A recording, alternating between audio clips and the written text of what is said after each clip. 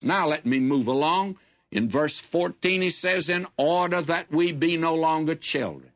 You know, we are to have inhibition. We're not to run around like a bunch of babies crying.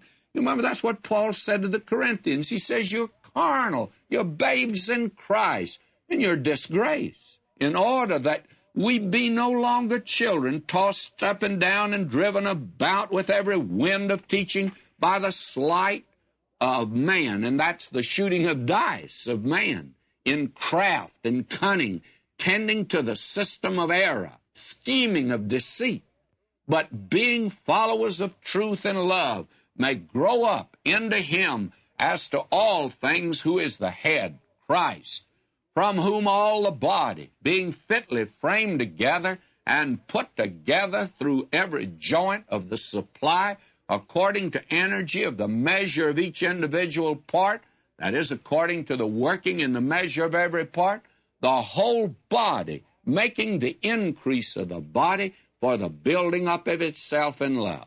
Now, the purpose of Christ and given to the church men with different gifts is to develop believers from babyhood to full maturation. These men are to be, therefore, pediatricians. Now, I use the expression sometimes, I am not an obstetrician. Primarily, I'm a pediatrician. The obstetrician, he brings the baby into the world. Now, I know he has to get up at 1 o'clock in the morning to do all this, and that it's pretty bad, and he spends the night. But from then on, he's through with the little angel, by the way, and he turns him over to the pediatrician. And that's the fellow that has the problem of putting on the diaties and giving the bottle and burping him.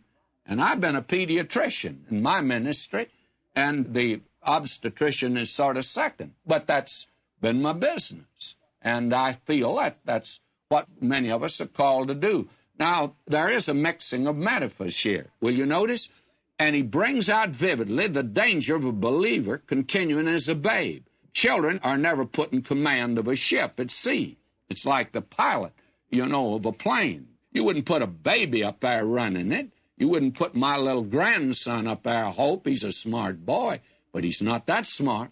If they were, they'd be tossed up and down in a ship, driven here and there without direction over the vast expanse of sea, and in a plane it'd crash. They'd become discouraged and seasick as they lose their way. Now, this is a frightful picture of the possible fate of a child of God. Now, the figure of speech changes again. These babes are seen in a gambling den where the sharpists take them in with a system of error. And I wouldn't think of sending my grandson up here to Las Vegas to play the slot machine. In fact, when he gets 100 years old, I won't send him there, and I'll tell you that. In contrast, though, the believer is to follow the truth in love. That is to love it, live it, and speak it. Christ is truth, and the believer must sail his little bark of life with Christ as his compass and the magnetic pole toward Christ. All things must point. The body receives not only orders from the head, but spiritual nourishment. And this produces a harmony where each member is functioning in his place as he received spiritual supplies from the head. The body has an inward dynamic whereby it renews itself. Likewise, the spiritual body is to renew itself in love.